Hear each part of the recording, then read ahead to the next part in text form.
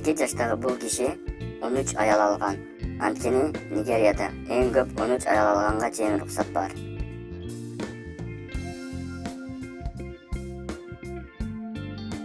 Он үч аялын эң көп 5 жума айырма менен бир учурда боюнда болдуруп, Гиннес рекорддор китебине киргизди.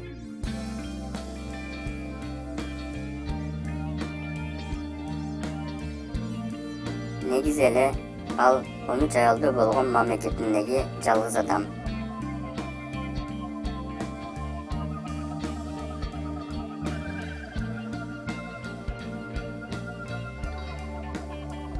Мындай окуяга эмне дейсиз?